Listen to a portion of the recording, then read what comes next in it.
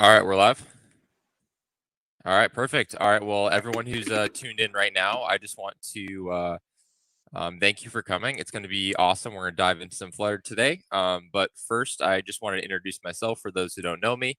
My name is Alex Robinson. I am the lead of the Developer Student Club at Florida Atlantic University in Boca Raton, Florida.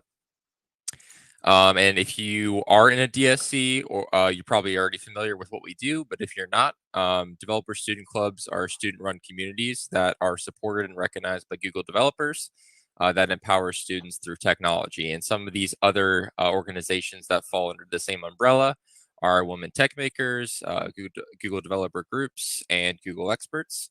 And really, our mission is to bridge the gap between theory and practice. And what that means is in our classes, we learn a lot about theory of programming and these different developers' concepts. But in the DSCs, we learn about how to make practical applications of those theories. And getting access to some of these platforms that are usually paid is a really valuable thing. So, yeah, I really don't want to take up too much time. I just wanted to do a little intro and introduce myself and just thank you guys for coming. And yeah, without further ado, I'll go ahead and pass it over to Hendrix today, who's going to be doing a presentation and helping us all get started with Flutter. Thank you so much. Thanks for the introduction, and thanks to your group for giving me the opportunity to go through this exercise again. A lot of this talk is going to be from my own experience learning Flutter. Again, my name is Hendrix Tavarez. I organize a Google developer group here in Central Florida. I also organize a Flutter group, and I work for a company called Lockerfish. It's a software agency. We've been building a Flutter app for a few years now. And I'm happy to be here. So let's start. So the motivation for this talk is, so before I sort of dive into the motivation, I would like to sort of explain what Dart is. So Dart is the programming language to code Flutter apps. Plain and simple. It's a very simple language.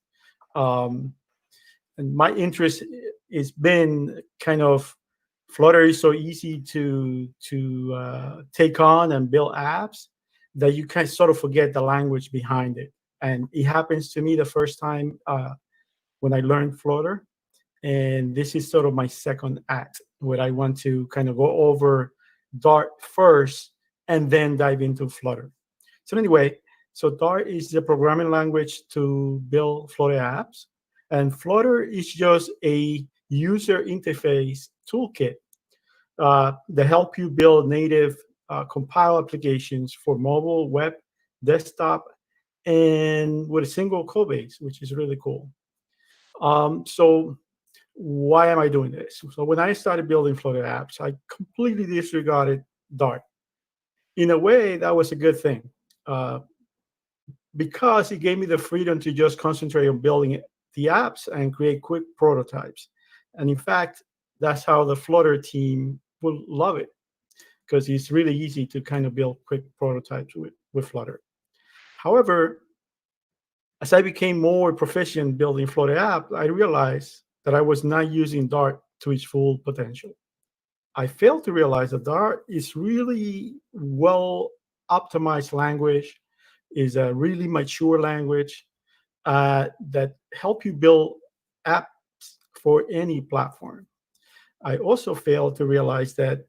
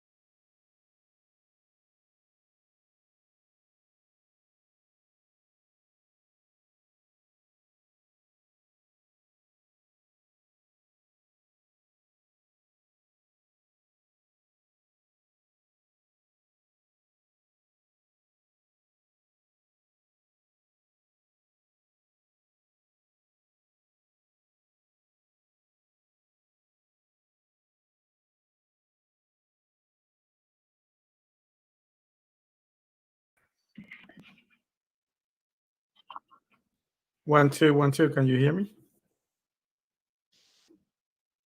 We're good. Restart. All right. Okay. Awesome. So we're back again. I was talking before these three main components of the Dart language, which is the language itself, which is built on this thing called isolates and event loops. And this is what really lays the groundwork for futures, stream, background styles, and other things that you need to write modern reactive applications. An isolate is really its own memory and a single-threaded execution that runs in an event loop. Um, Dart is a mature language. It's been used since, or it was released in 2013. It's used by Google products like AdWords and AdSense, which is their money making platform. So, which is means that they trust the language well enough to put it there.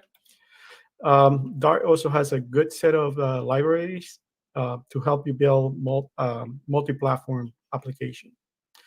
One way to think about the Dart libraries is breaking it into what is native and what is web and what is multi-platform, meaning that it works for the web as well as for your mobile phone, your desktop, or any embedded devices.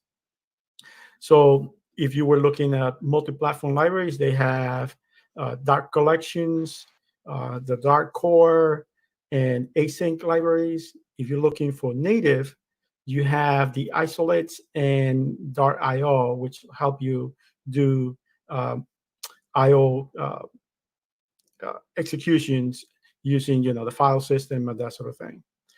For the web, there's a HTML library which has been on Dart from the beginning, mostly because Dart at the beginning was used for the web mostly. So he has a really rich set of libraries for both native applications and web applications. The tooling in Dart includes stuff that you could use on the either on the terminal or in the command line, as well. If you use like something like Android Studio, one of those modern IDEs, you sort of they run automatically behind the scenes, but they do a lot of cool stuff like formatting your code, generating documentation, analyzing your code, and that sort of thing. So let's go on to next. As I said, with Flutter, you could build apps for mobile, web, desktop, and embedded devices. This is what the architecture looks like. The things to highlight here is that that engine is it's a very thin layer built using C and C++. Is what makes Flutter run. It provides a rendering system. It provides platform channels to talk to the underlying platform. It also helps Dart create those isolates execution. But on top of that is the actual framework. And this is what and it's built using Dart. And this is what Flutter is. At the bottom is that foundation. You could go, by the way, at any level here if you're developing in Flutter.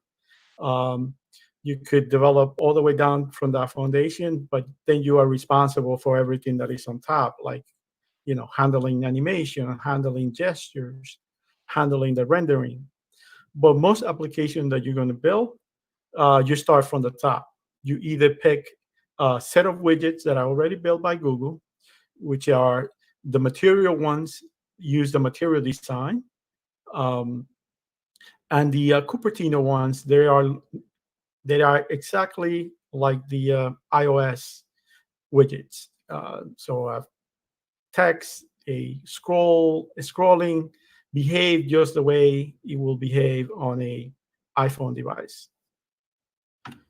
When you go into dive into widgets, these are the main two ideas, or the main two type of widgets.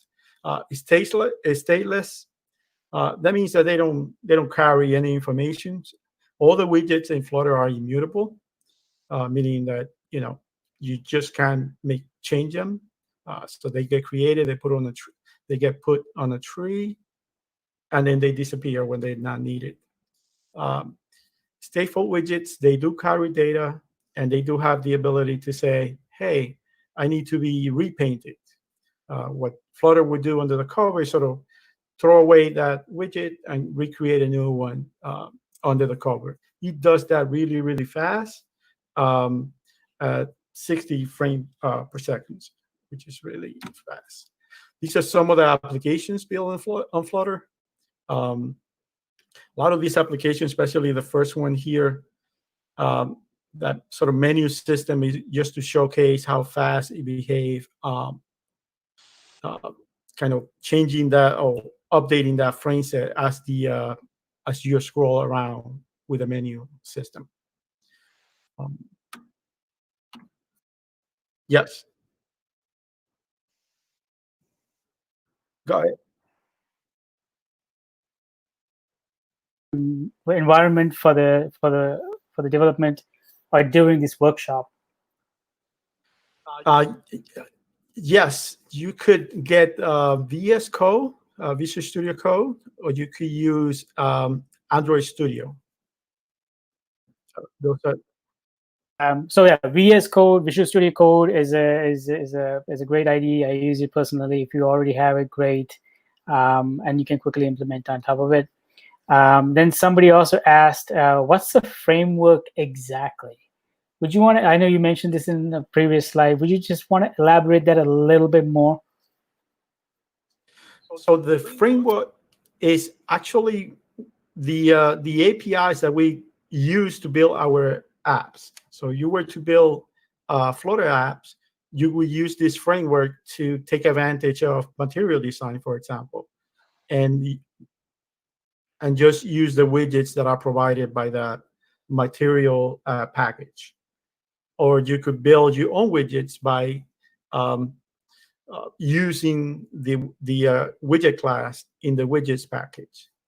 So it provides a set of APIs and libraries that you could use or reuse for your apps. It makes your life much, much easier. However, there are cases where, like, you're building an application and you need to kind of manage how every pixel is printed on the screen. Then you could go as low as you want, all the way down to that foundation. So Flutter gives you that flexibility because it's sort of layers on top of layers, and you could kind of pick and choose where you want to be. For most app, as a beginner, I would say build your apps using either the material widgets or the Cupertino widgets. And in today's workshop, we're going to actually build our own widgets. So we're going to have an idea how to go a little below and build our own widgets.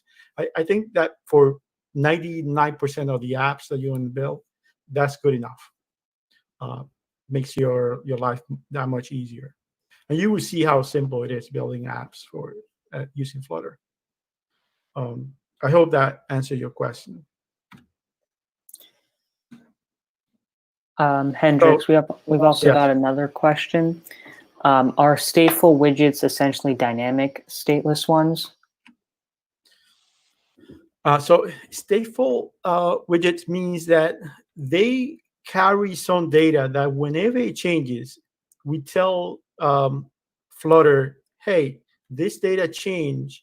So the state of the widget, the state of the widget have just changed. So you need to repaint it again. So what Flutter does is basically go through this pass where you paint the screen, basically put all the widgets or paint all the pixels on the screen, and then it doesn't do anything after that until some event happens that says, oh, we need to repaint the screen. And the way you kind of make that happen is using stateful widgets, telling the Flutter, this the state of this widget changed, so you need to repaint it again. We have an example that we're going to go over, so to give you a better idea. You could do a lot of this stuff using stateless widgets, by the way, as well. But the difference between the two is mostly that one carries state, so it has some value that needs to change. And when it does change, the way that widget looks change as well. Okay. Any other question? Yes. So Flutter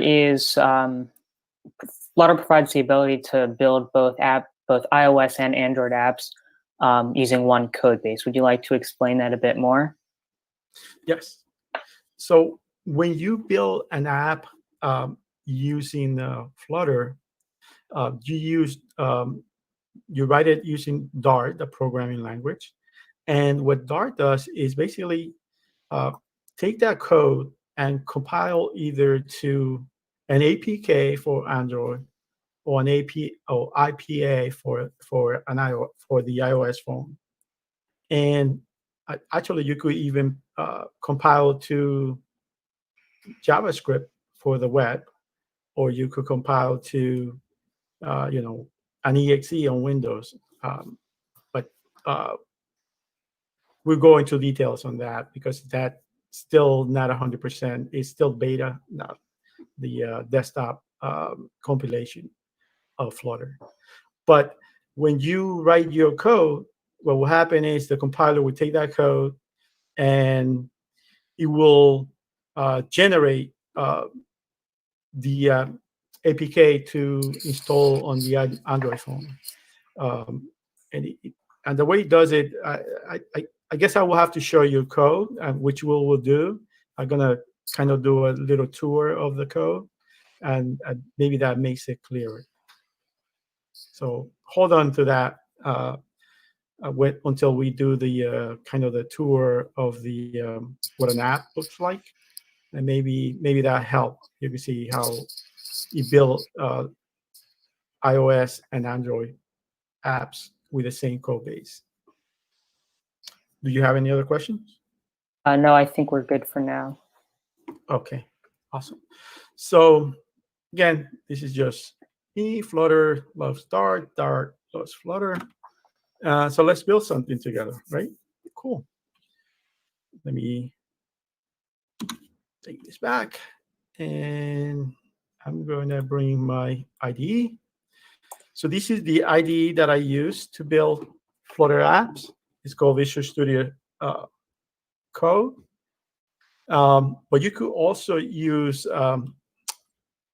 Android Studio. In fact, let me find the website just so that everyone could see instructions on how to sort of get started if you haven't done it yet.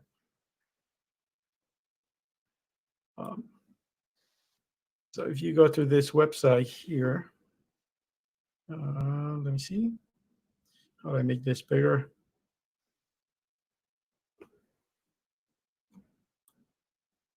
So it's flutter.dev get started. And it's basically give you the instruction to what type of platform you're using. You use a Windows machine, Mac OS, Linux, and then they give you instruction of, how to get started, how to install Flutter. You'll get this zip file, and you just unzip it if you are on a Mac. I must say that if you go into this website, you would notice that the Flutter team had put a lot of effort into making sure that these instructions are very, very detailed. And so when you go here, you follow things step by step. 99% of the time, they will just work. So anyway, but if you go through this step, you will sort of have Flutter installed. Let me see where they have the IDE. Somewhere here it says IDE.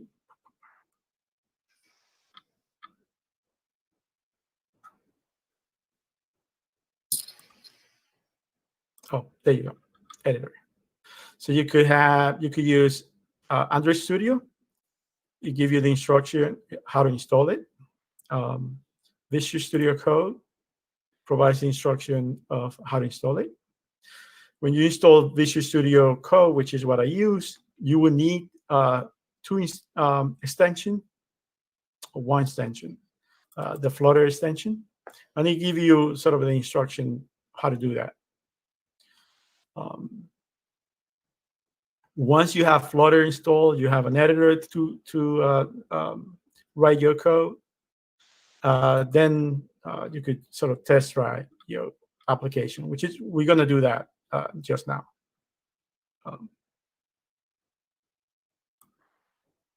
So I have Visual Studio Code, and what I'm going to do is I'm going to say, so in Visual Studio Code, if you do Command-Shift-P, it gives you this sort of access to everything, all the commands available in Visual Studio Code. And here, one of the commands is to Flutter new project. So I'm just going to create one, and I hit that. And then all I need here is just to give it a name. I'm going to say, let's see, let's call this DSC, which is Student Club, Developer Student Club, and let's hit enter. Then he asks us where we want to put this new project. I'm going to put it in this folder, and done.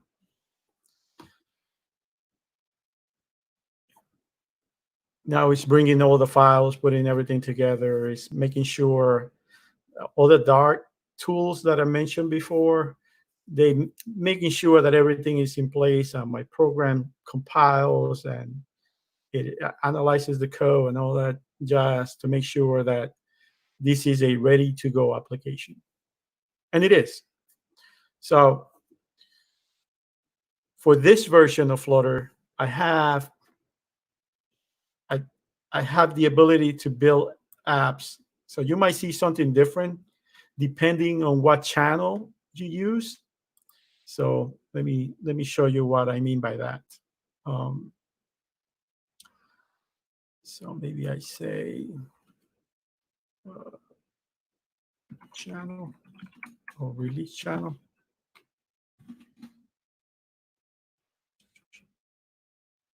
Okay. So when the Flutter team builds Flutter, the framework, they use a stable channel, which is always a little bit behind, but it's the it's code that is being tested. It went through all the tests that the Flutter team puts them through, and has the less bugs. So this would be the channel that when you install by default, this is what you're going to get.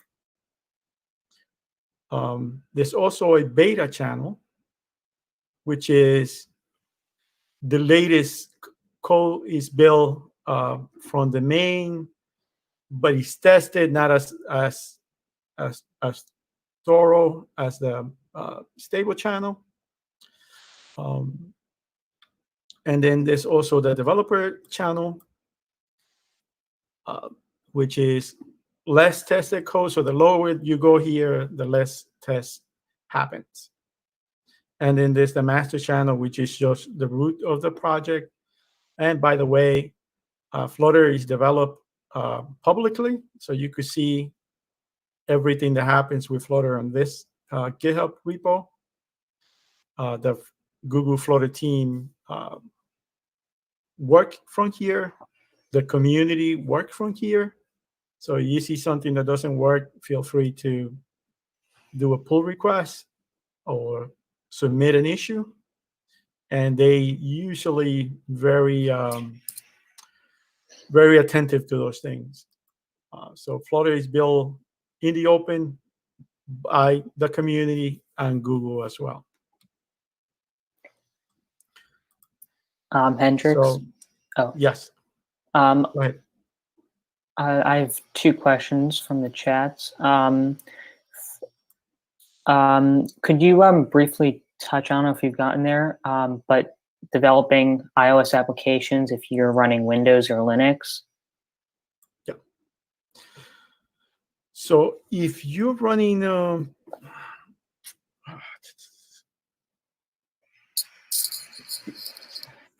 I have not experienced this myself, so I will guess that if you're going to develop for iOS from a Windows machine, you might have to either have some virtual machine that have iOS installed, because you need Xcode installed in order to build for iOS, and you have to have access to a Mac for that, I believe. Yes, I believe our tech lead Jonathan mentioned that, because you can't deploy it, or you can't deploy it to an actual physical device or a simulator without Xcode. So Yes. keep that in mind when you guys are working. You can still write the app, and it should still work mostly on iOS, but you're going to want a Mac in order to test the final product before releasing it. But you could run it on the Android emulator without any problems on a Windows or Linux machine. That should. So, are we good? Do you have any other questions? Someone asked what was the file name for the Dart project you just created, or the Flutter project you created? Oh, I just gave it DSC. You could give it any name you want. The project, it's just the project name.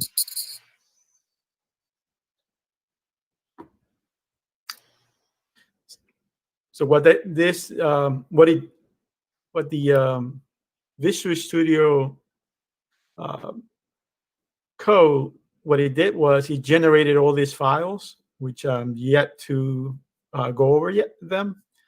So maybe this is a good time to do that. So your code, when you're building your Flutter app, is going to live here in this lib directory, mostly, for the most part. So here we have a main Dart file. This means just is a Dart code. And Dart uses a main method as an entry point. So this is where things begin, using this main method. By the way, is it readable? Do I need to make this bigger? I think it's pretty clear. Maybe you should zoom in one if that's possible. Okay, let me just make that to account for different resolutions. Yeah, let me just do this. So settings. Yeah, some people are having trouble seeing it. If you hit Command plus, I believe, or Command Shift. Yeah. So that's 14. I could do Command plus, and that'd be huge. Okay, that's fine. I think this works. So the entry point for Dart application is the main method. So when you run, this is the first thing that's going to execute. The other thing that was generated for us was this iOS folder. And here is all the code needed to build a runner. So Flutter builds a runner for iOS.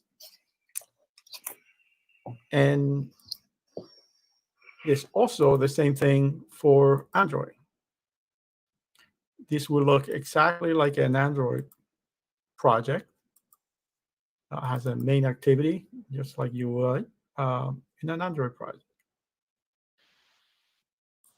This is the place you go if you need to go down, again, one level. Let's say, for example, you need to, there's no plugin to talk to a specific hardware or sensor in on the phone, and you need to write the code either using Java for Android or Swift for iOS. Then you will go down this level and build it. And then you could communicate to this code through platform channels. So there's a package called platform channels that allows you to communicate either to the iOS Swift code or the Android Java code. So we're not going to cover that today. This is if you're building an app for Linux, this is where the code will go. Again, it has a main C++, because this will be the hook from Dart to Linux. Same thing if you're building an app for Mac OS, and a similar thing for Windows, and similar thing for the web. Flutter will generate the hooks for each one of those platforms. But this is where most of the time you're going to be writing your code. So entry point main method, and then everything is a widget, by the way. Or mostly everything is a widget. And this application, for example, has two widgets. One that is stateless and one that is stateful. The main app is the stateless widget. I'm going to remove all these comments, make this code more readable. So when Flutter runs, or when you run your Flutter app, it has a run app or a runner. This is sort of the main method that triggers your widget to run. In this case, the name of the widget is my app. And every widget, either stateful or stateless, has a build method, which is this thing here. And what you do is just override that method in order to build the widget the way you want it to look. For this particular app, we're creating or we're returning a material app. So if you go back to the presentation in this,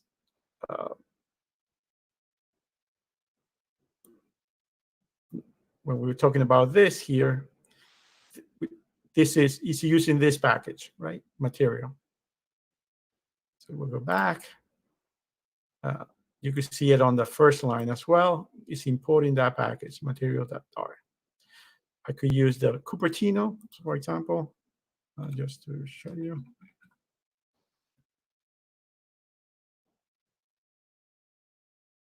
It's a Cupertino package if we were to use it, and so on. So you get those two main packages. One of the things that come with the material package is an app.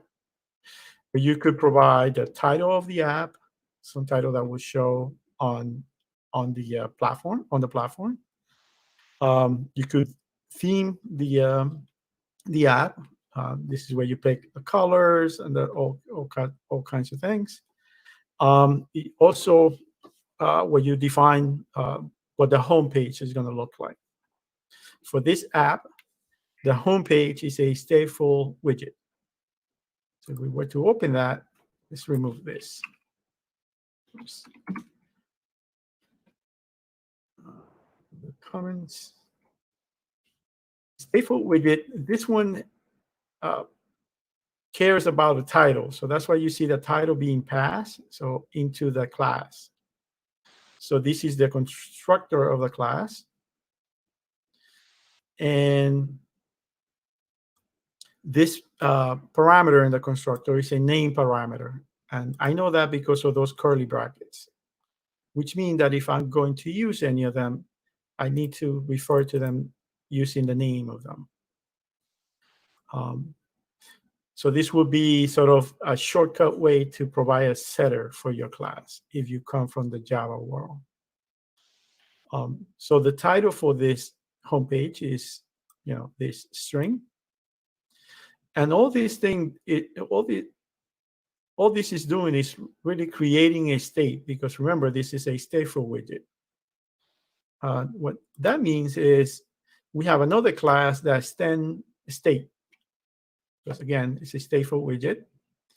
And this class has something called, or calls a method called setState. We're going to talk about that in a minute. And also has a builder, just like the stateless widget, right? Let me remove all this.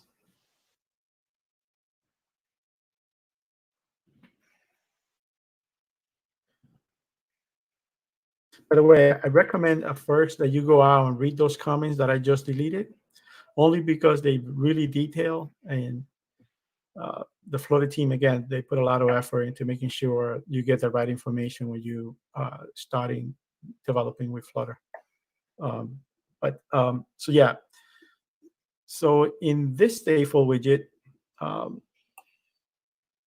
we return another widget, which is something called a scaffold. Scaffold takes care of building. If you would look at an app, we will run this. Maybe we should run it. By the way, to run the app, again, what I would do is I do Command Shift P, and I get that list of commands that I showed you before. Now, what I'm going to do is I'm going to run the app. I have an emulator already running. By the way, this is the app that we're going to build.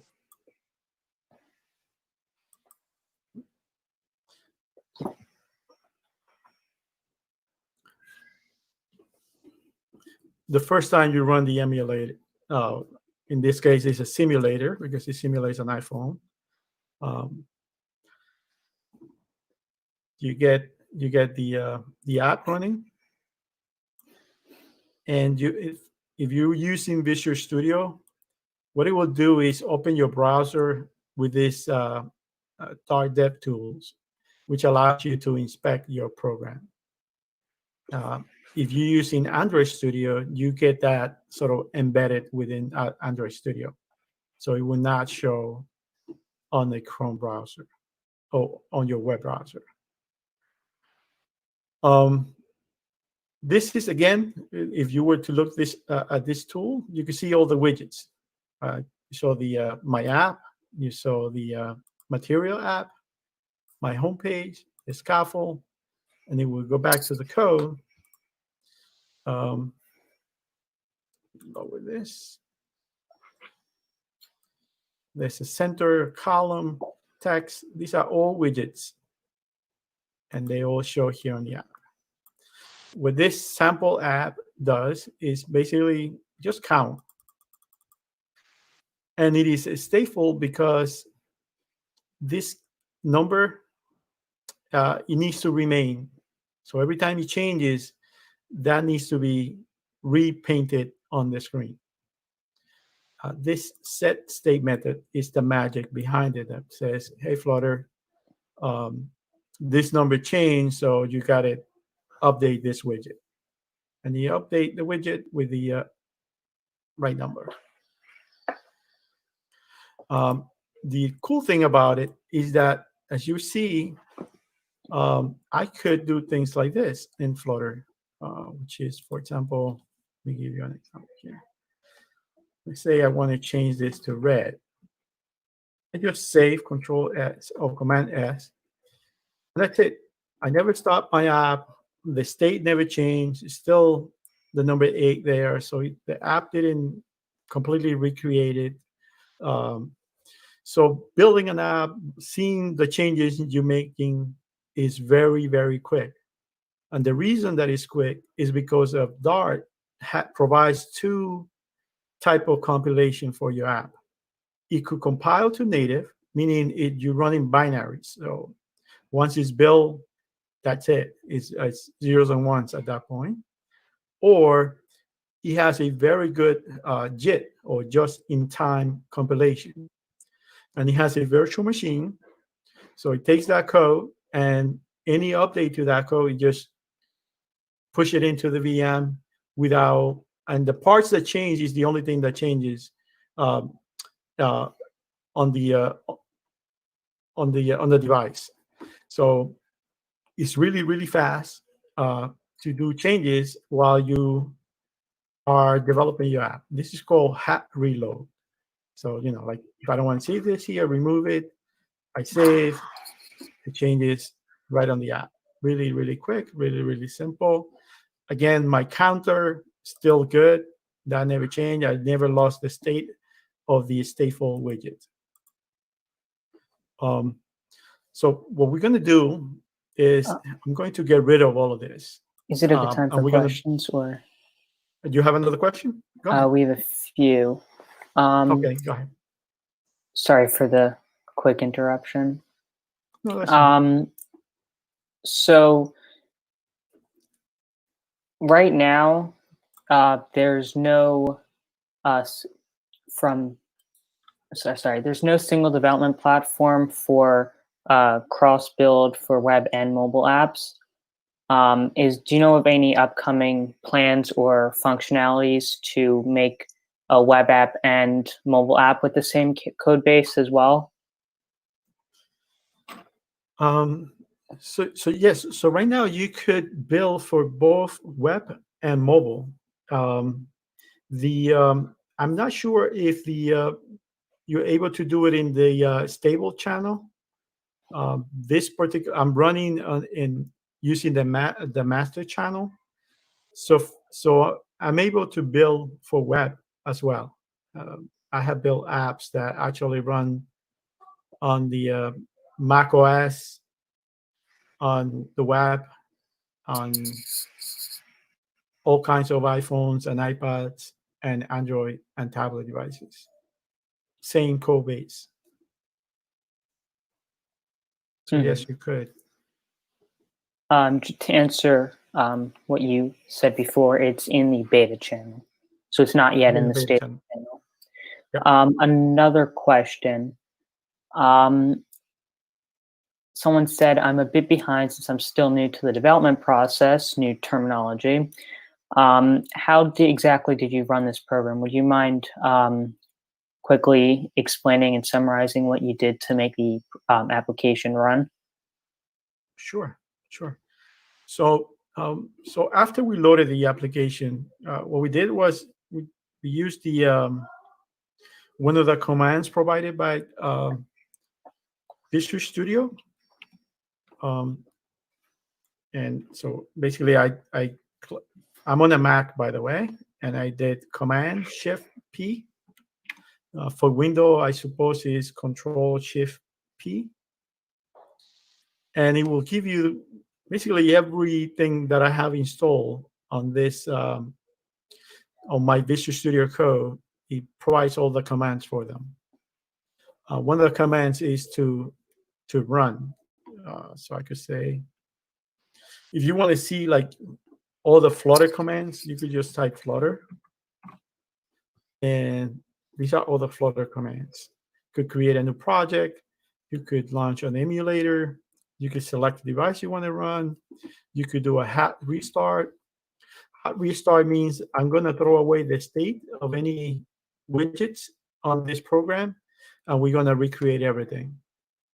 Hot reload is just basically what I did. I save only the things that change get updated, and that's it. Let's see.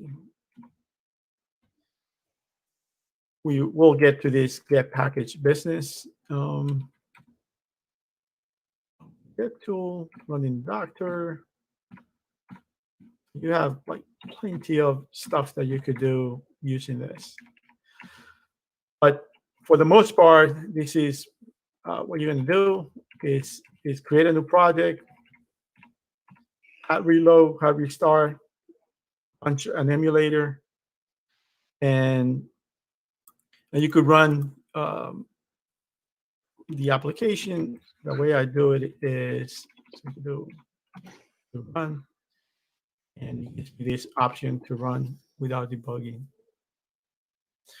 There's another option here where you could, I'll show you. So you could do something like this.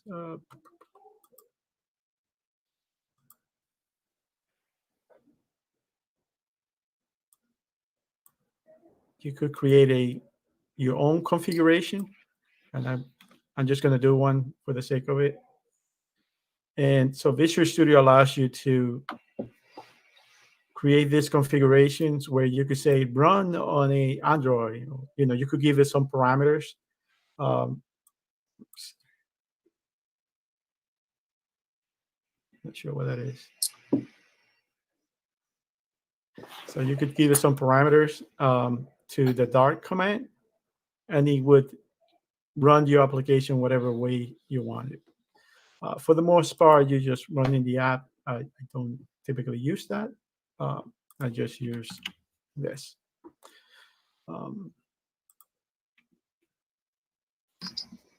That makes sense? I think if whoever asked that question, if you're still having issues, just send another message and we'll try and reiterate what you're struggling with. Jonathan pointed out a good point. Visual Studio Code isn't the only IDE you have to use. You can use Android Studio, and you can even run Flutter applications and create them through the command line interface using Flutter Create and Flutter Run. So that's just something to keep in mind. And then I think that's all the questions for now. Yeah. I'm glad you mentioned the command line, because I do a lot of stuff using the command line. So yes, so this is the directory where my this app is. Well, not that one. So DSC. All the files, same one listed here in the Visual Studio Code. And from here, you could do the same thing. You could do a create a project. If you're not sure how to use this command, put a help, and it will give you lots of information. So you could create a project. You could list all the devices available. You could always check your installation. This is very important, by the way. Do that. So you could always check your installation using this Flutter Doctor. And this is one of the toolings that come with Flutter that is really cool. Basically checks everything for my installation. Tells me Flutter is good, check mark. I'm using channel master. My Android tool chains, meaning everything that is needed, like the Android SDK to build Android app, is good. Xcode is good to build iOS and macOS app. Chrome is good to develop web app. My Android Studio installation looks like it has everything that it needs. Same as Visual Studio Code. And I have 4 devices connected. And you didn't find any issues. If you find an issue with this and you want to kind of know more information, you use the -V, which is more verbose, and it will give you detail into each of the items. So for example, I know that the Dart version that I'm using is 2.9 for this, the version of the engine, how, where my stuff is located for Java, where my Xcode installation is, which Chrome I'm using, that sort of thing. So it's very, very detailed. All the devices available to me. So you got to you always, as a developer, I think you should always get comfortable getting into the terminal command line and discovering a lot of the tools available to you. Do you have any other questions? No, I think We're good? we're good right now. All right, awesome. So let me go back. Let's start building our application. Let's go back to see if we could build what we want. So what I would do is I'm going to basically delete this. This is gone. And so now this will not run. Obviously, there's a little red squiggly because my home doesn't exist. What I would do is I'm gonna remove this. Then I'm gonna put a text widget just so that we could see something. I'm gonna save, Command S, and if you see there's just some text written all the way in the corner there that we cannot even see. That's fine. We're gonna make some changes.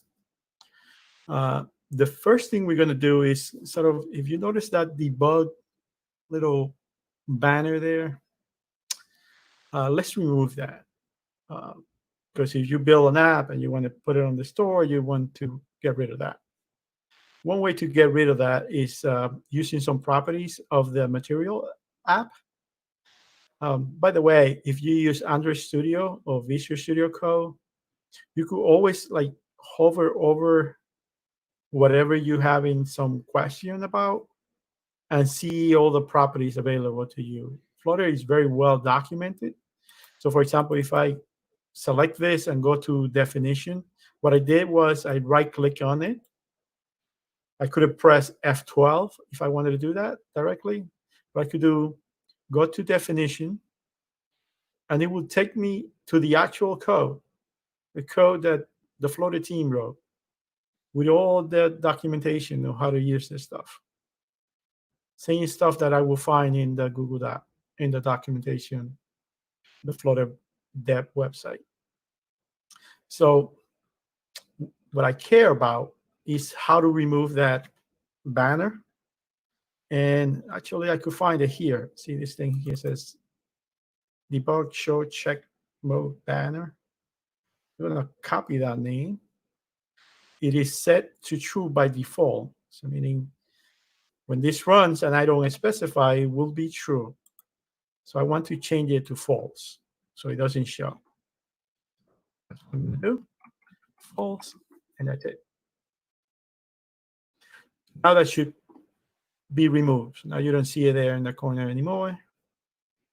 Now let's work towards our app.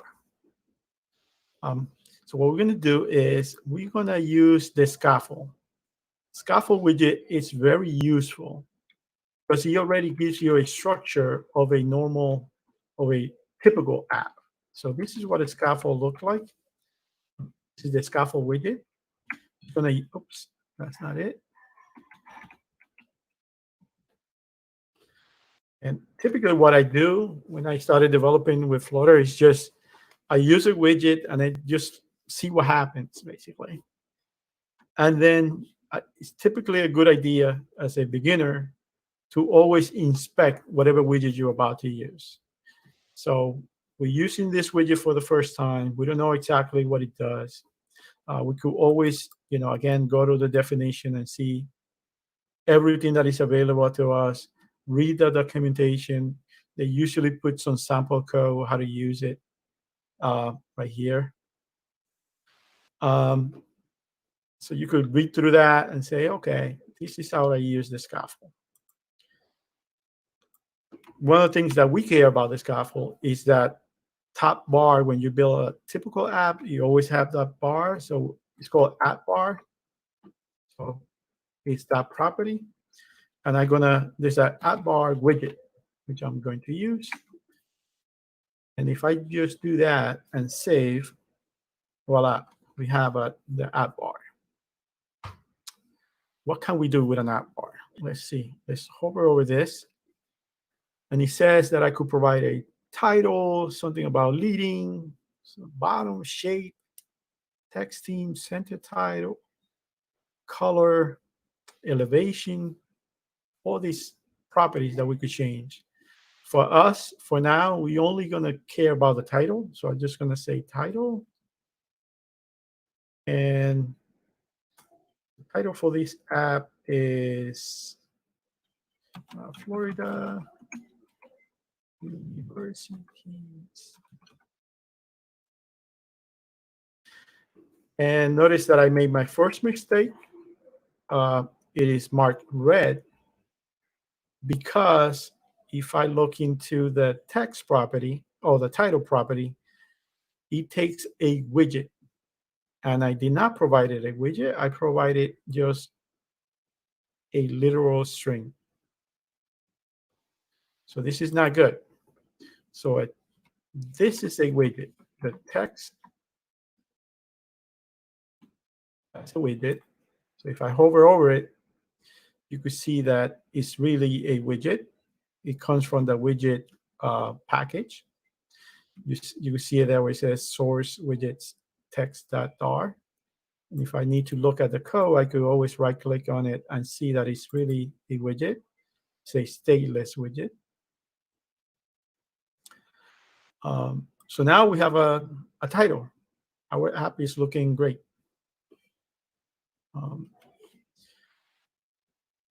By the way, you saw that the code changed there a little bit. So let me go back. Let me do something here to show you what happened. You're not surprised when you see it happen to you. So the code was like this. And I hit save and things sort of change. I'm going to put a comma here just to make it a little more dramatic. So if I hit save, Visual Studio Code using the Flutter extension, what it does is it's called that formatted, one of those tools that come with Dart. And what it does is it says, hey, I need to format this code to make it look good, to make it more readable. So when I hit save, notice how it changes. It moves everything kind of below it. It gives me a nice indentation so I could see what's part of the app bar and what is part of the scaffold. You also create these comments there, app bar, scaffold, and that sort of thing. It does that automatically for us, which is really great. So what else can we do with a scaffold? Scaffold, we provide an app bar. We did that. We could provide a body. The body will be the stuff that goes here in the center. So let's do that. Let's provide a body. We don't know what to put there for now. Let's just try another widget. There's a widget called a container.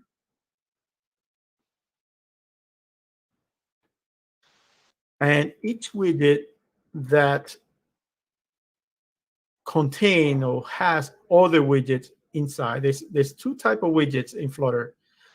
Ones that contain a single widget, and they will have a child widget, or ones that will have multiple widgets inside, and they will have children. So they will be the parents of either one child or multiple children.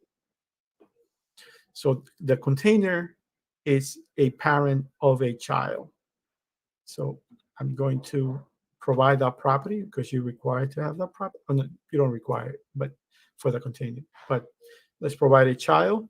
And the child that we're going to provide, just since we know well about text, we're going to say hello there. See what happens. If I save this, Command S, notice that hello there kind of shows here in the corner.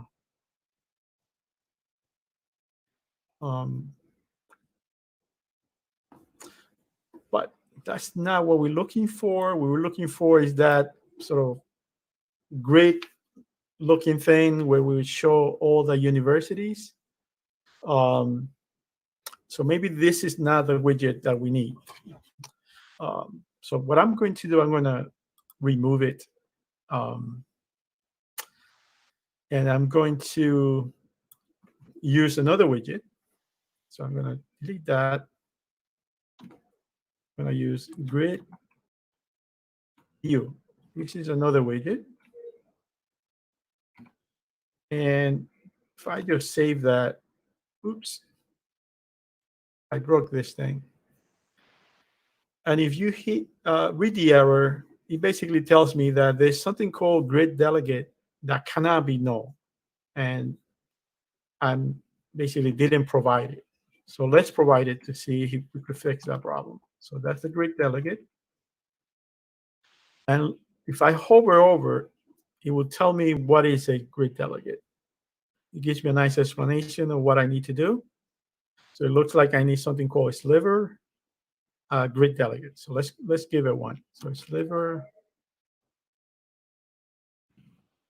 grid delegate. So let's give them that. See what else he wants.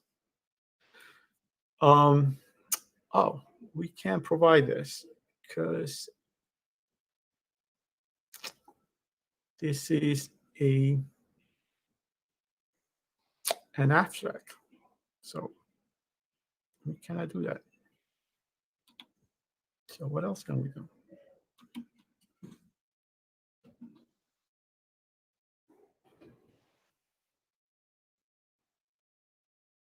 Let's find out.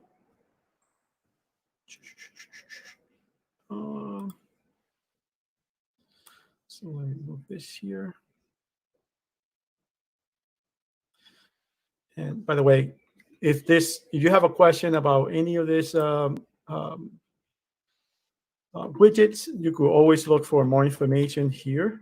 So I'm just gonna, as an exercise for us, I'm gonna just do that now. And there we go.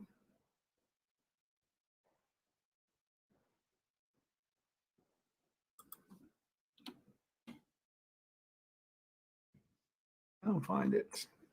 All right, so let's see. What am I missing there?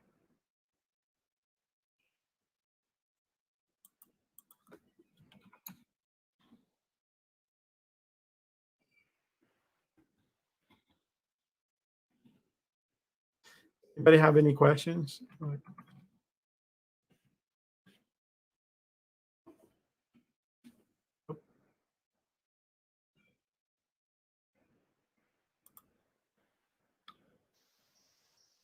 I don't think there are any questions, except some people having installation issues with which Jonathan is helping with. Okay.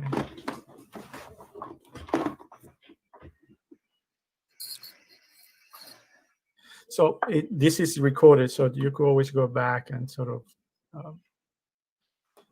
I'm not able to see what pace anyone is going, so I try to go as slow as possible. But you could always go back and watch the video and go through the same step that we're going through. So it turns out. Oh. Yeah, go ahead. I think that we have a few questions.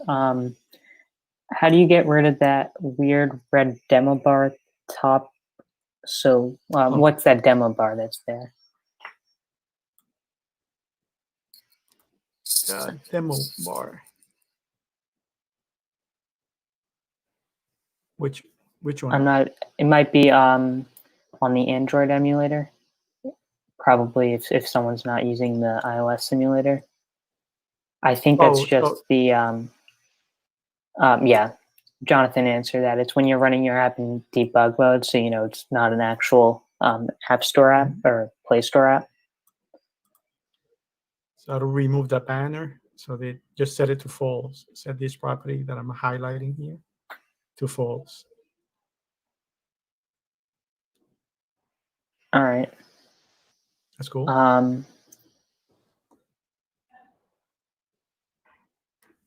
And then I'm not sure where this came from. I think it needs to have a sliver parent in order to have a sliver delegate or something. Yep. Okay. So what happens really is that this class is really an abstract class for different type of delegates. So like, I'm going to use this one here.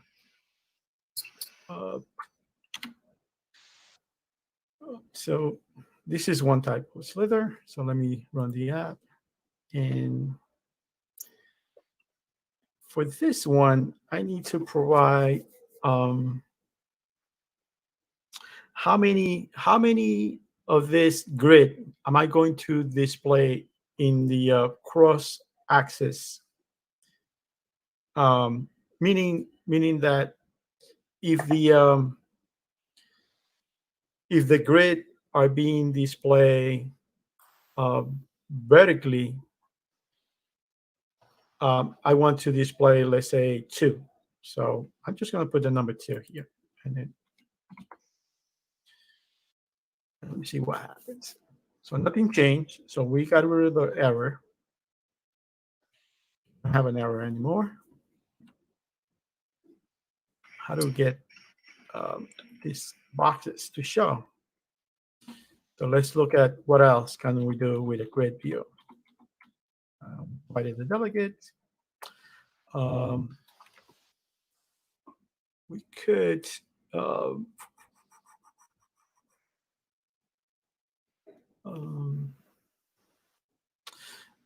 so the grid view has, again, remember that I mentioned you have this either a widget could be a parent of a single widget, or it could be a parent of multiple widgets.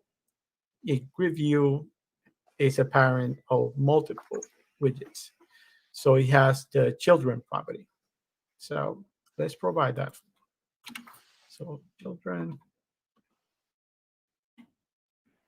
So it takes many widgets.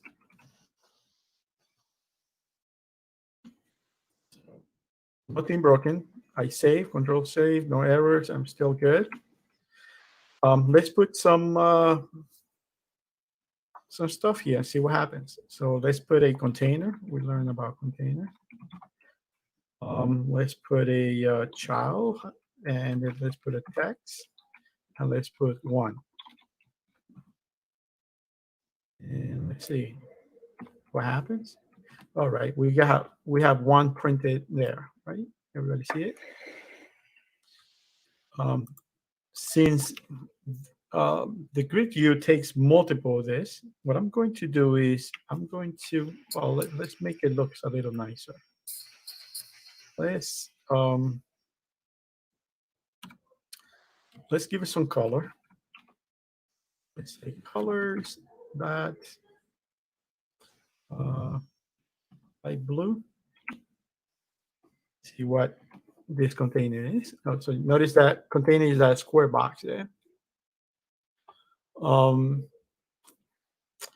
So what else can we do with this thing?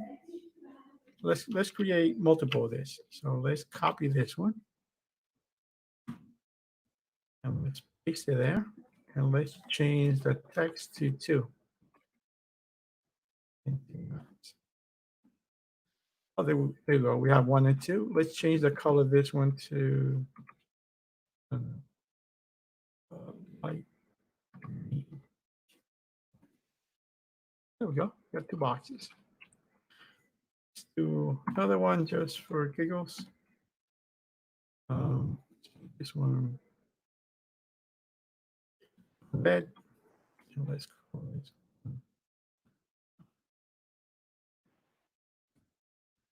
Cool. And just last one.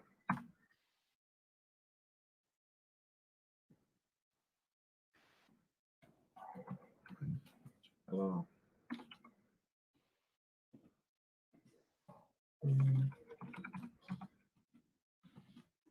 Cool. So we know how to put boxes in the screen. We know how to put this grid view layer. We could put as many child widgets in here, and they're just gonna sort of since I set up the count to be 2, in here, it's only 2 shown in the cross axis. So let's do, I don't know, change that to 4, see what happens. So now we have 4. Oops, to change this.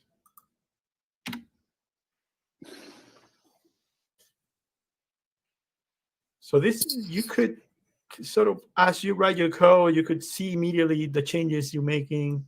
And Flutter gives you this amazing developer experience where you could make your changes, never sort of stop to wait for stuff to compile or anything like that.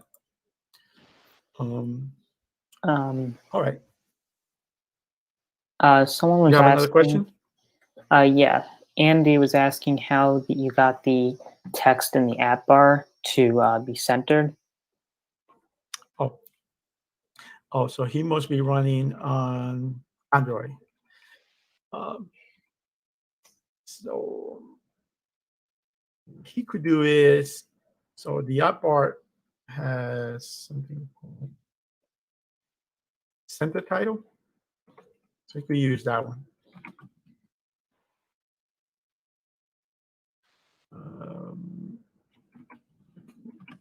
Title. So in my case, it complains because I have 2 titles. So if I say, if I comment that one out, oh, no, what is he complaining then? Oh, sorry. It is not a widget, it's a Boolean. Say true.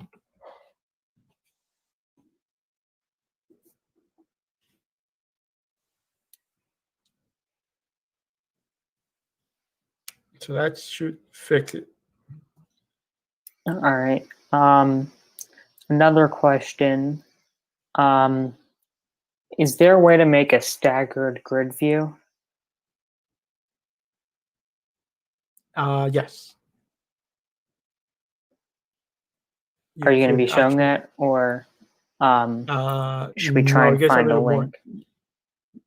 Yeah, so a lot of the code that I'm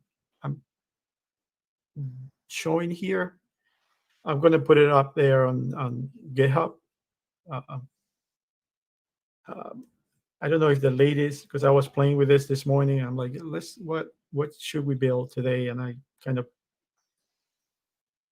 came up with this idea of listing all the universities and having enough so we could have an idea how the apps work.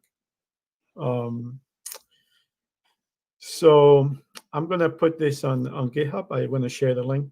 I just got to verify that the one currently in the on GitHub is okay, and you're not going to pull it and then it's going to fail on you and you're not going to know why.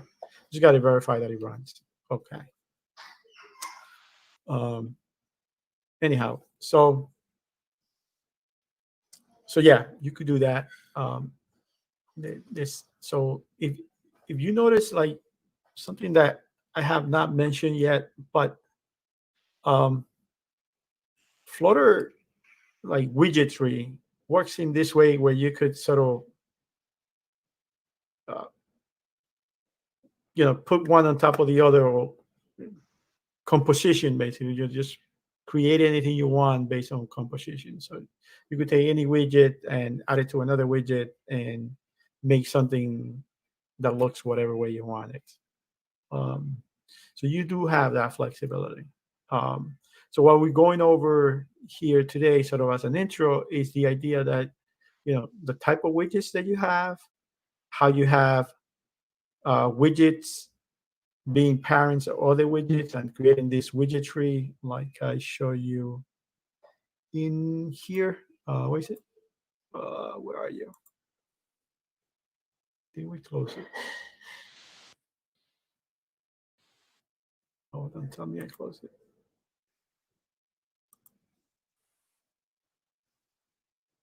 I may have closed it.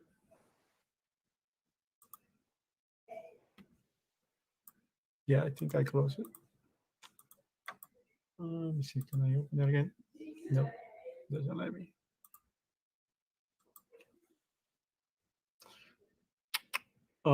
So let's see. What I'll do is just stop this. I'm gonna stop it. So it just show me again. So I'm gonna run the app again.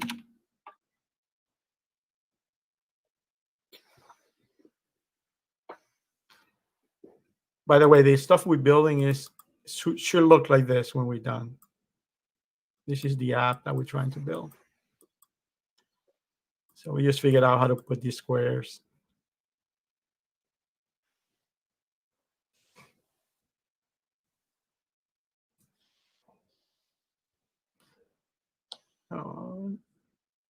Did he show me the widgets? Oh, there we go.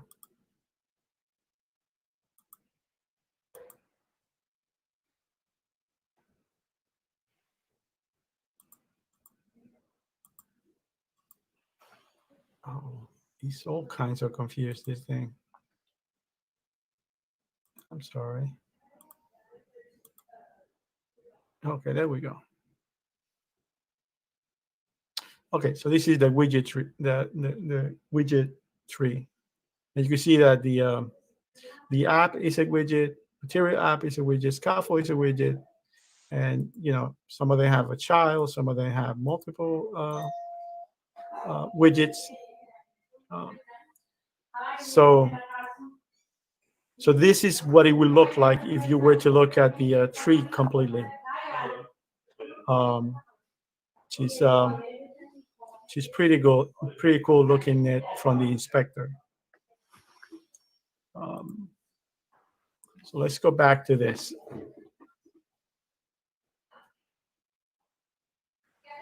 So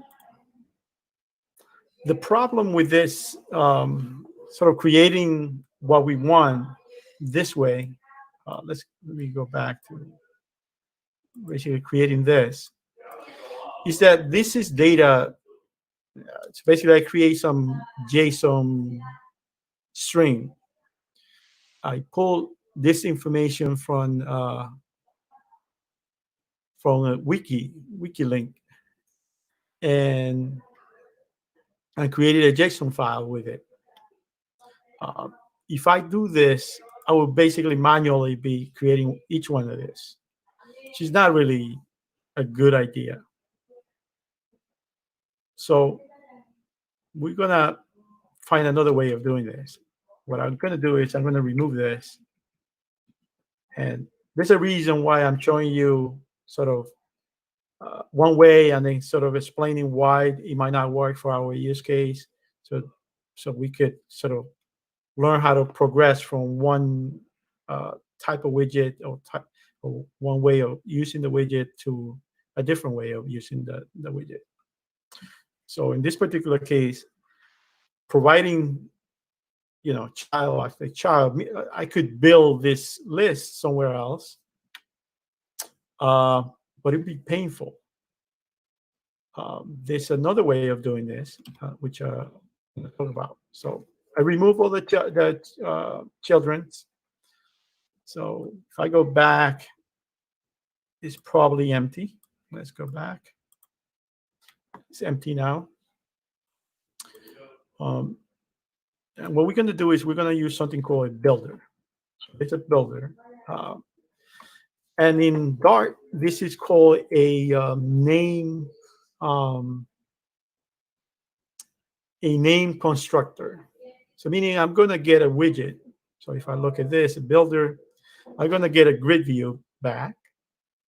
This will give me still a grid view, just as if I call a constructor, but this constructor is name, and the name of it is builder. So what did this thing need? It looks like it still needs a delegate, which we are providing already. So we could there, grid delegate, right here. He needs, what else do we need?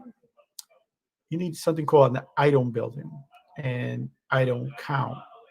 So let's figure that out. So item count. It's just just put one there just for the heck of it. And item builder. So if you use Visual Studio Code as well as Android Studio, you get all these. You get all these sort of helpful hints of what you should do next. And this is one of them. I could either use an arrow type of way of creating, of using this item builder, or squiggly brackets. So what that means is I could just do something. Let's use this first, and then we're going to change it back. So no errors. However, the item builder requires me to return a widget. So what this is doing is going to create the widget one at a time. And I'm going to get the index of each widget and some context if I need to use the context. So for now, we're just going to say return, return container child x 1. And we'll put a semicolon there. I'm going to save this. And sure enough, we have the one there.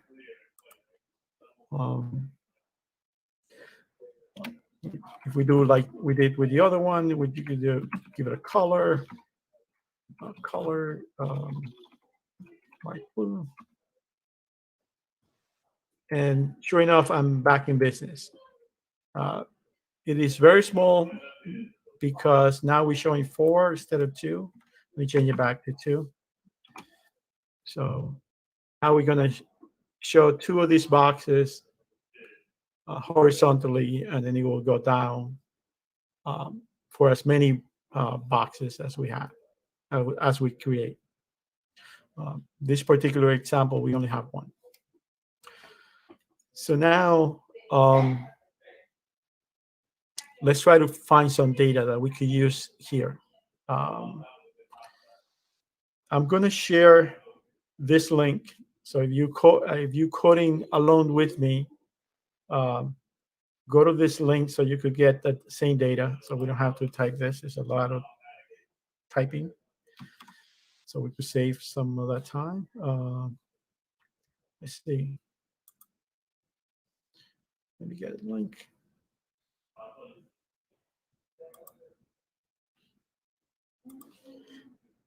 How can I share a link? Do I share it through Meet and you share it? Yeah, you can do that if you want to post it in the Google Meet chat. Okay, so right here. Okay. This is where the code will live there. There's a version of it. I'm not 100% that it works completely, but you could try it.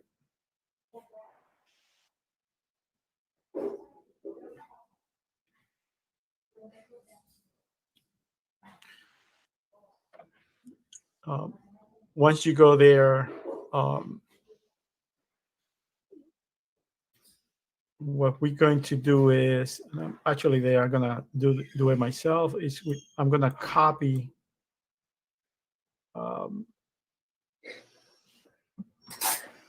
right inside the build method. There's a variable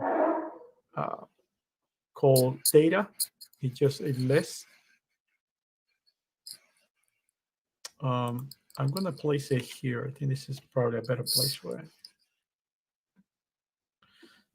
So this is the JSON data that I told you I created. Let me close this. We don't need that.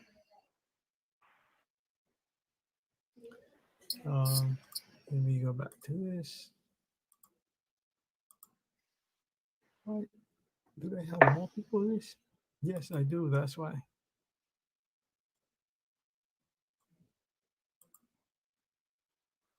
We don't need this right now. Okay. All right. Awesome. This is where we are right now. And let's go. So yeah, so if you went there to that link, this is the piece that I ask you to copy, which is list data. So all the way until this bracket ends right here with a semicolon.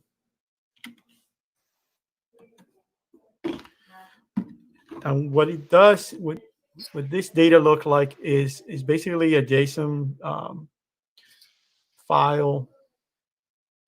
Well, not even a JSON file, just really an array with a bunch of a set, multiple set with a name, city, and the logo for each of the universities. We're going to use that build. So what we're going to do is, instead of saying item count, we're going to say data length. How are we going to do this? Let me open this. And then you notice now it created tons of boxes, right? Because he's doing it as many times as I gave it a count. And he's giving me back the same container, right?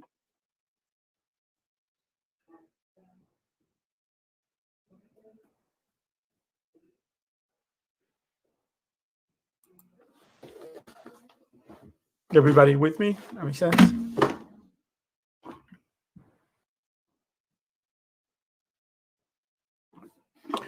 So let's get make this a little prettier and a little more functional. So what I'm going to do is I'm going to remove this container. And I'm going to use a different widget. We're going to create, let's see, what's the best way to do this? All right, let's do a column. And a column is a type of widget that is parent to many widgets. So it has a children property. So I could provide lots of other widgets in here. And one of the widgets that I want to provide is that sort of that image, right, that we're using. So we could say something like, not the image. Let's just put the name. Let's make it simple first. Container, child, text, and this text is going to be data at index.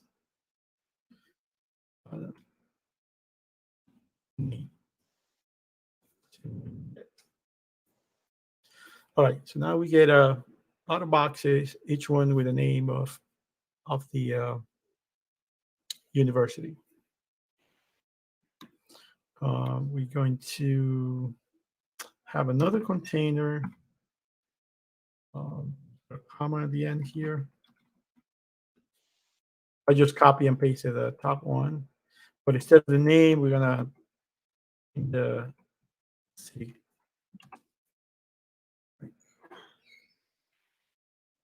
Now, if I look back at where we're trying to be, the names are at the bottom, not like this one are at the top center. So maybe we should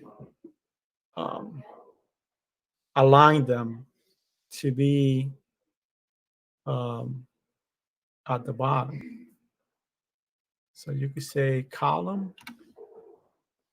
And the column, basically, the main axis is basically vertical, right? The cross axis is basically horizontal, the row.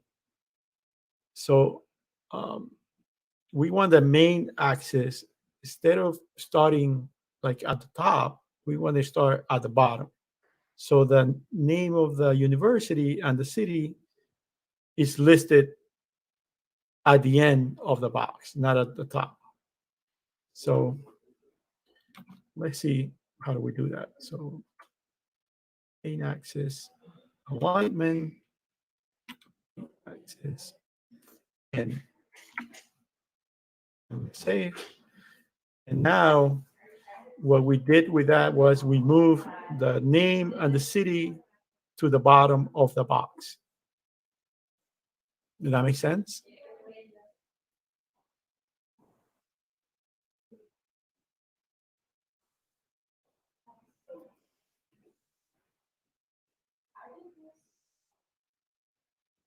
Now what we should do is sort of push that to the to left align it as well, right? It's left align here.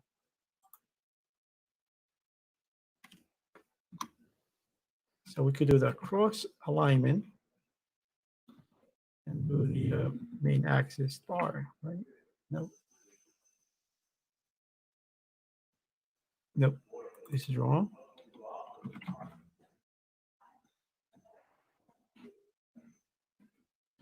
Cross axis.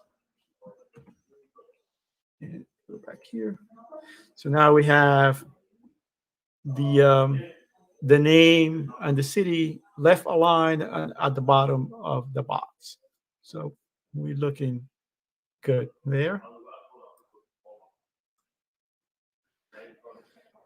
So now if you look, the image is sort of at the center. So how do we do that?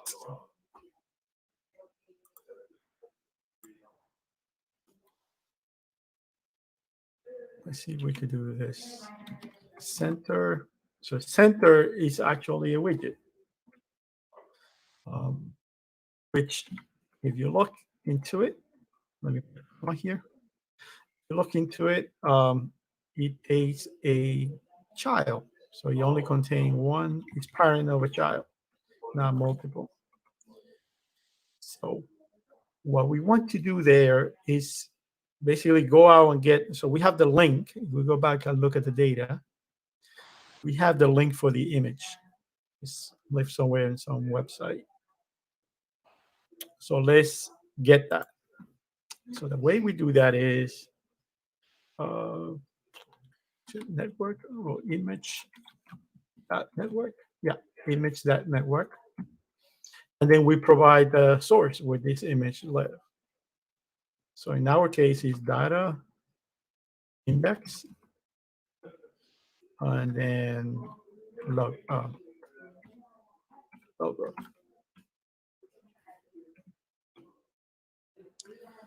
And there we have it.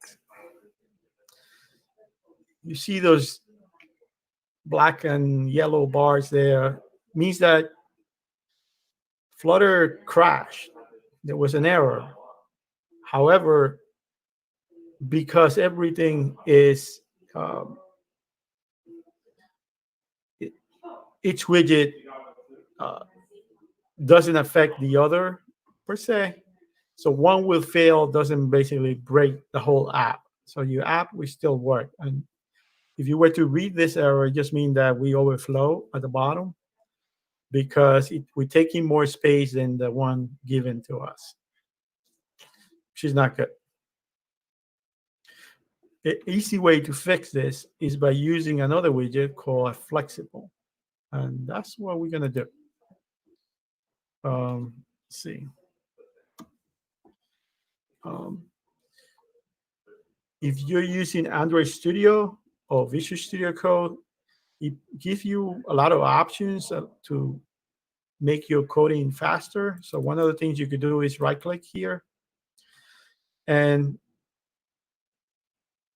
you have options to refactor, to go to definition, do all kinds of stuff. That's not what we're looking for. What we want to do is wrap this thing around a flexibles, meaning kind of change your size depending on where you are.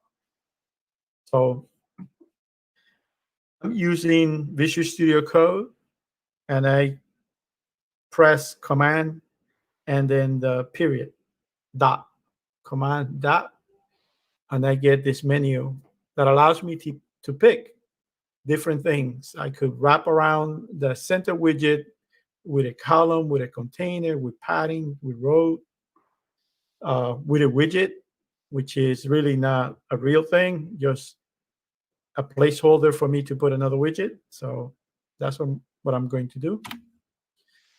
And I'm going to change this to be a flexible.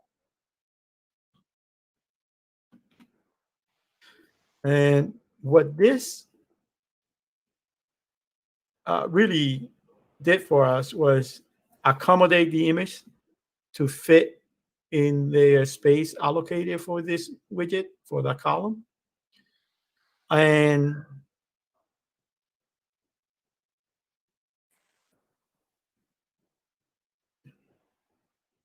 the wrapping tool basically says, just take the center, and whatever widget I'm providing will become the parent of this widget, right?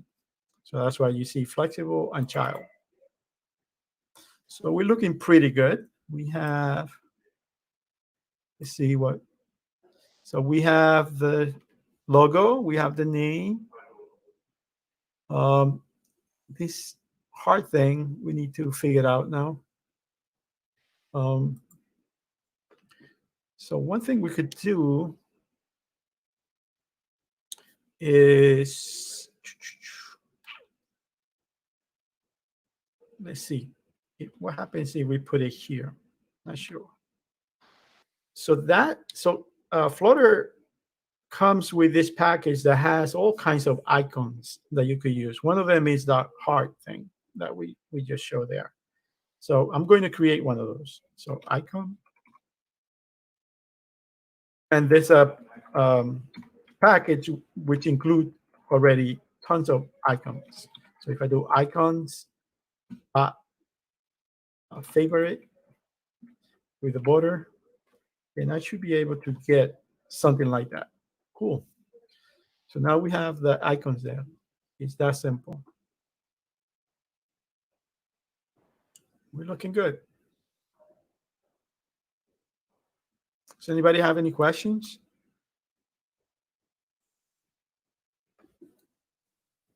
So far, no. No? Okay, perfect. So the problem with this widget, with this icon, is that, see, if I click it, I'm clicking it, nothing happened. Meaning if I'm holding the phone and I'm touching it, nothing is happening. Meanwhile, if I look at the other one, this one, stuff happened. Like I could mark it as favorite. Like I could mark this universe as favorite, right? In here, we don't have that feature yet, so we cannot do that. And this is the thing that I mentioned, that this will be a widget, a good candidate for a stateful widget, because the state of it changes when it gets clicked, right? Every time it gets clicked, the state of it changes. So this is a perfect example of a stateful widget. So let's create one. Let's just create one. So what I'm going to do is I'm going to go all the way at the bottom here where this code ends. And if you're using, again, Visual Studio Code, and you could do the same thing in Android Studio, is that they have shortcut. Like if I just put like ST, you can see this thing called stateless widget, stateful widget. I'm going to pick a stateless widget, and it basically create the whole thing for me. I didn't have to type all of this, right? Just really, really cool. The only thing I need to provide is the name, and we're going to call it the favorite icon, right?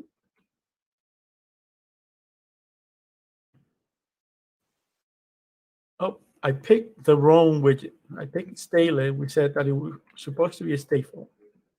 Other things that you could do with Android Studio as well as Visual Studio Code is that you could refactor this thing. Again, here I press Command dot, and I got this menu and says, oh, you mean you want to convert this to a stateful widget? And I'm just going to say yes. I'm going to click enter, and voila, you change it to a stateful widget. So this is what a stateful widget looks like, a vanilla stateful widget. Just like the one we saw at the beginning, it has a extend stateful, has a method to create the state. It's created this other class that extend the state for the icon, and it has a build method, which is what we care. Now, for this particular one, we have, let's see what we have. We have some sort of Boolean that will sort of toggle whenever this thing is pressed or not pressed. The beginning is false, right? Should be false. We have an icon, so let's create an icon. And that's when is deselect. And that would be that one that we're just looking at, the one with the border. So let's create that one. So icon, icons, favorite with a border. We also have another icon called select. That's when you select the as a favorite. And there's another icon called icons favorite. This one we're gonna make it look nice. We're gonna change the color to red. Right? So we have the icons, both icons, the way they're gonna change. And what we're going to do here is we're going to, instead of returning a container, right? That's not what we want to do. We want to return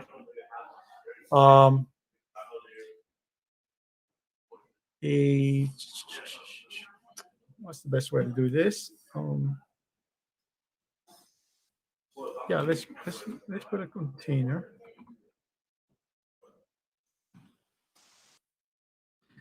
And let's put child.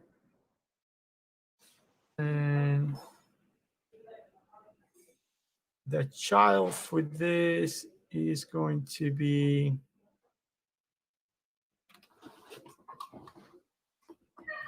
if I put the icon, oh, the deselect, this will not work, right? Because I have no way of kind of changing the this widget. One way I could do this is the other thing is that this container doesn't recognize gesture, meaning it doesn't know when it gets touched or click. So if I touch that, it doesn't do anything. There's a widget for that, and the widget I'm going to surround, or I'm going to wrap this thing with that widget, and the name of that widget is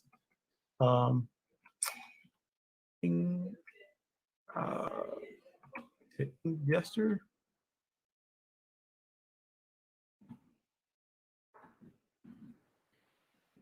Well,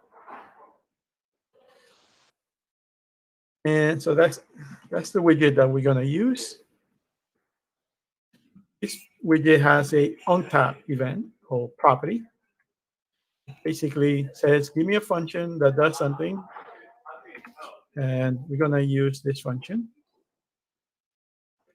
And what we're going to do here is we're going to change the state of the stateful widget. So set state. So you set state for the stateful widget, right?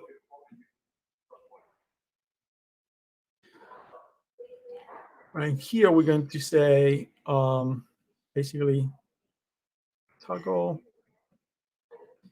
equals. Basically, if it's true, make it false. If it's false, make it true. And here, instead of just providing the deselected one, we're just going to say if toggle is true, then do the select, which is true, else do the deselect.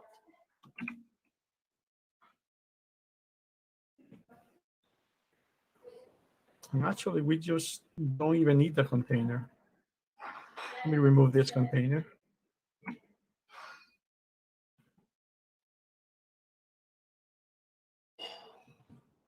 Yep.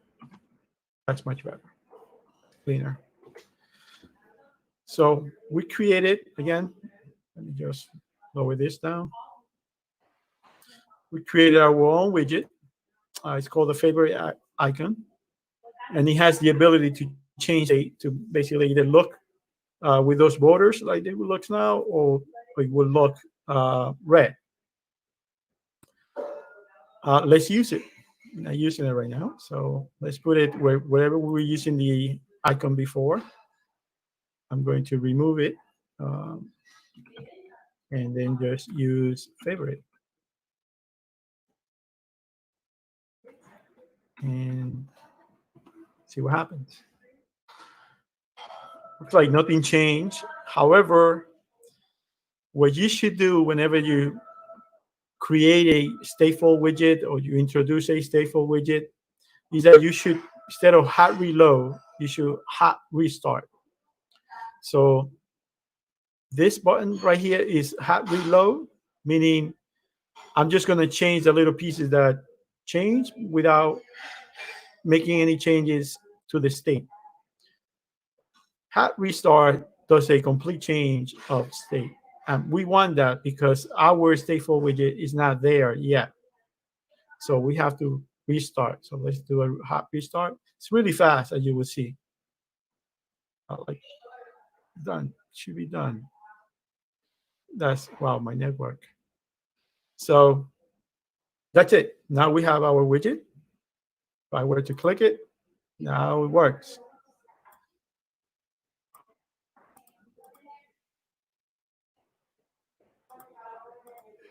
It's pretty damn cool. Does anybody have any questions? Nope. I do. Yeah, So I understand. So for the class _favorite icon state, I understand how the override build works, but what I don't get was the class favorite icon. So I understand a stateful widget allows it to be dynamic, right? But then what's the reason? Why do we have to create the, for example, the constant for the super? Why is that needed? And also for the override, does create state call build in _favorite icon state? Yeah. So when Flutter runs this, it says, okay, you are a stateful widget, so you got to tell me how you create state, basically. And the way you tell me how you create state, you got to extend the state class and provide the type that the type of widget or the type of widget that you want me to know about the state, right? So that's what this line here is doing, right? Mm-hmm. Now, okay, so then go on. Yeah, so now this is just like another widget now. You say, you need to rebuild me. You need to build me this new widget, right? Because if you notice, the first class, the stateful widget class, doesn't have a build method, right? Mm-hmm. But since we said, this thing is going to have a state. And when that thing changes, this needs to be recreated. And that's why we give the build method in here, inside the state, right? So now it says, okay, whenever you need to create this widget, whenever you need to paint it on the screen, you got to run this code, this method here. I see. Now, the magic actually happened here. This is the magic. Set state. Because this is the thing that flags and tells the Flutter framework, hey, the state of this thing changed. It's no longer what it used to be. Mm-hmm. And then it gets repainted. Like, I'll give you an example. Let's do that. Let's break this. So if I comment that out, right? So now all I'm doing is just changing the Boolean, right? Which in a sense should work, right? So notice when I click and it's, it's happening. I'm clicking. I mean, let's print it. So just to, I could say print here. Sorry.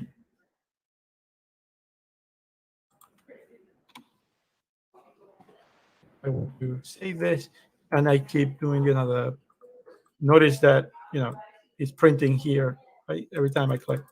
Mhm. But the widget is not being repainted. It's not being, Because you don't change the state. because this, as far as Flutter is concerned, this thing is still doesn't need to be repainted. You have to change the state.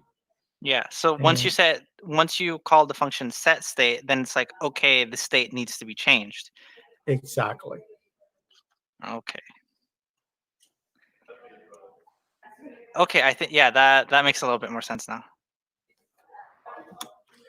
So let me put it back so we can have some noise. Oh no. Perfect. We have another question from Andy. Is it possible to use different designs to toggle between material and Cupertino's design? Is that possible with Flutter? Yes. You could go down to use the widget. This is sort of what we're doing here. Like this favorite icon is not really a material widget unless the icon comes from the material class. No, it comes from the widgets. So this widget right here, the favorite icon widget, is not really a material or Cupertino widget. So I could use it. I could make it look. This would look just the same on a iOS device and an Android device. It would look exactly the same. Because you go back here, to the framework. This is part of this package, widgets, not material, not Cupertino. And the way I know that, by the way, is that when I sort of hover over the icon, which is the main thing that we're using, or one of the dependencies, notice that it says package source right here. Oops. It says widget source widgets icon. Where if I were to go, let me show you a material widget. For example, this one, the app. If I go here,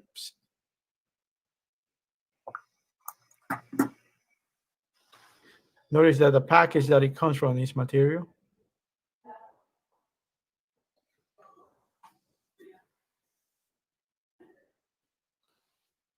So in this particular case, in this widget, we are basically writing using this package, not this package. Which is cool because now we don't have that dependency, right? All right. Does that answer your question, Andy? That'll take a few minutes. Good. Yeah. Just if that answered your question, let us know. Oh, Okay. yeah. All right. I have one more question as well. Go ahead. I noticed that we specifically used Inkwell. What else could we have used for the icon state? So any widget that provides sort of gesture detection, there are other widgets that provide gesture detection. That and the way you know that is for example, on this one, there's a on tap. There's also like on double tap, on hover, on long press. like you have all these events that that you could kind of hook into. So And if so go ahead. So that being, I actually go on. I just forgot my question. Okay. Yeah. So this is gesture detection, basically. There are multiple widgets that do the same thing. Okay. This one is a material widget. Yeah. And what it does is it's hard to see here, but if you've seen some apps, like when you touch a button, you see that sort of ripple effect, like almost like you touch a paper and kind of this is like a wave that goes through it. The Inkwell give you that effect. And in fact, if you look at the properties here, you could kind of play around with that. Where is it?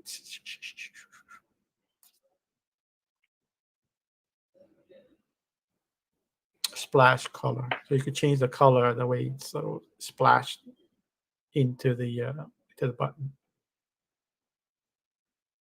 Oh, so Anyway, how are we doing with time, by the way? It's almost 6.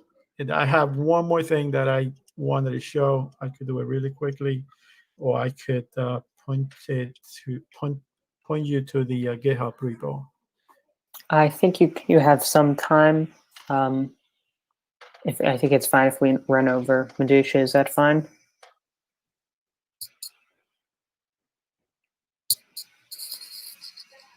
We lost Medusa. I'm gonna assume yes. Okay. All right.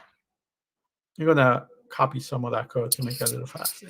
Anyway, so the other thing you could do with Flutter and Dart, notice that I have like multiple classes in the same file. Like if you're like in a Java file, like that's a no-no, right? Like I could do that, but I could organize my code whatever way I want. I could create another file and then import it in here. Like I just imported material, right? I could do that. To keep it simple, I'm just gonna keep writing down here. So I'm gonna create another class. Oops.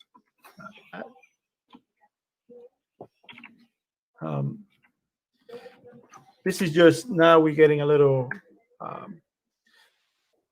We prove our application that works. Now we said, we're gonna pull this data from somewhere.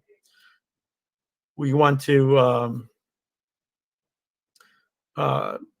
use a data object, so we could convert that JSON into some list of data objects that have all these properties for a university.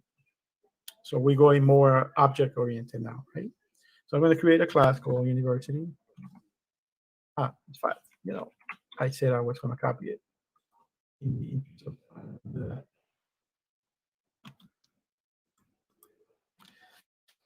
So here it is. This is a class, and basically I'm just detailing or specifying the data that we have, which is we have a university that has a name, that has a city, has a logo. By the way, this is what a constructor look like in Flutter. So when I use this constructor, this variable gets set to that, right? City will get set to that, logo will get set to that. This also is a constructor. This is a name constructor. If I hover over the function, that what looks like a function front JSON, notice that it returned, like right here, return a university. So it basically creates a university for us, right? Or an instance of it. And I'm saying, okay, I'm going to give you some JSON. Give me back this plain old Dart object, right? It's really cool. I'm going to copy. This is the same data. It's just the same data that we had before. The only different, it looks more like JSON than the other one. The other one didn't look like JSON enough. So this is like a real JSON string with some property or some key name universities, and then the list of all the university, just the same as the other one up there. And what we're going to do, the goal here is that if we go back to our builder,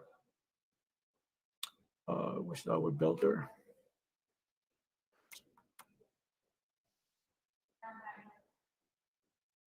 Yeah, this is our builder. When we go back to our builder, instead of using the array that we're using here, we're just going to use an actual list of university. So I created that. I'm also going to create a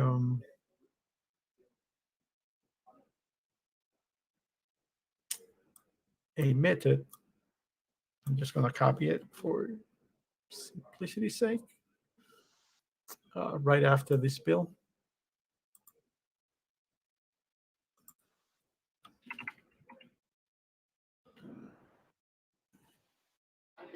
And this will be if you were to go over the wire to over the internet to get this data. This is where you would do it. Somewhere to fetch the data. So I just created a method that basically go out, fetch the data, and give me back a list of university, which is something more manageable, something that is easier to work with. You could do validation, all kinds of things after this. Anyway, so Dart also provide a JSON decoder. So in order to use it, like right now it's complaining because it's not imported here, but I'm going to do command period. And it's Visual Studio Code, and same with Android Studio, it's smart enough to figure out, oh, this thing belongs to the Dart convert package. So I'm going to import that one in for you. So I did that. Now I don't have any more errors, so now I could fetch the data. So this will decode it, give me some a map that I could manipulate. And this line here is just saying for each one of those JSON objects, give me back a university. I'll use that from JSON constructor and give me one university. And at the end, just give me the whole list as a list of universities. That's what that code does. And we're going to use it in the build. So let's go back to the build. This is the build. Right at the beginning here, we're going to say list universities.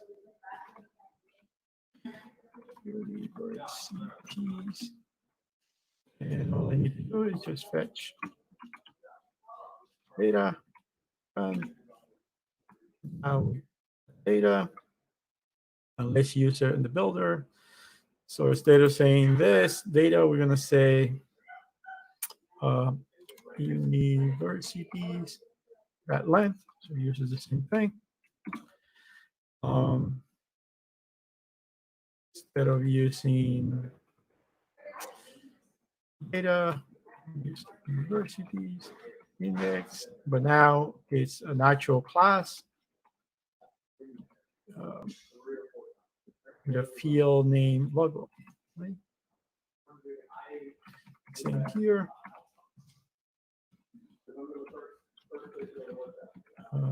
The field name. Same here.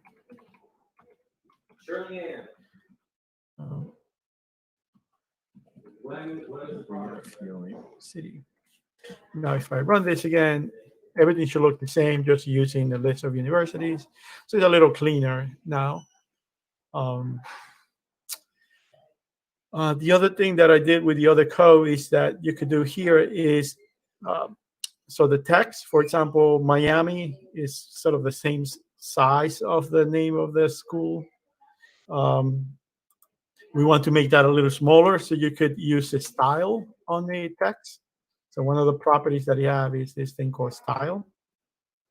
So you could say style, and then do text style. And the text style, we could provide a font size is one of them. So I'm going to say font size is make it 10. For the city, if we save, notice how smaller it looks now. Highlights the name of the school a little bit. Other thing we could do is the icon is sort of too much into the corner. Maybe we should pad it. So there's a padding widget. And if I save it, you see now it looks a little better. And then on. So you could go take this code and modify all kinds of ways. One thing that would be nice for this code to have is the ability to select an university. Like you click on it, and then you get another page that give you sort of more information into it. For that, you will use routing in Flutter. So there's a system of, like, you can create routes, just like you do in web development. If you ever build any web application. So it's the ability to go from one place to another within the app. You say, okay, I'm here. If I click this, if I touch this thing, take me to this other thing. So you could use routing to go to another page. And that's pretty much it. That's what I wanted to cover. I hope that helps. You have any question, feel free to shoot them to me. I'm at Twitter. My Twitter handle, maybe should put it here. Is Hendrix Tavarez. So that's my Twitter handle. You could DM me with any question you might have. I'm gonna double check that the code on GitHub works. And if it does, then you should be good to go. It might look different to what we just did a little bit because we just built this on the fly. Thank you. All right, Hendrix, awesome. Thanks so much. Sorry, Ben. Sorry, I talked over you there. Yeah, Hendrix, thanks so much for taking the time to really give us a jump start. I really do appreciate it. It was very informational. I think I was just talking to Ben a second ago. I don't think we have any other last minute questions, but also since we're a little bit over 6, I don't want to keep Hendrix you too long or anybody else. It looks like everyone in the chat is really enjoyed it, so I really appreciate that. Thank you. So yeah, so I really want to just thank everyone for coming and attending and spending the time to learn Flutter. I think just to leave it off, if you are an FAU student and you want to join the Developer Student Club, you can go to our website. Ben is holding it up on the live stream. You can go to go.dscfau.com/contact, and that way you can get in our contact form. And that'll also be your first step to getting on our communication channels and just kind of staying in the loop. If you're not from Florida Atlantic, I want to thank you for attending. It's awesome to have people that are, people I don't even know, people we don't even know, people in other states across the country, or even other countries. It's really awesome that we had everyone tune in. So yeah, thanks for everything, guys. It was really fun. And Madusha, unless there's anything else you would like to say, I think we can really end it off right here and call it a day.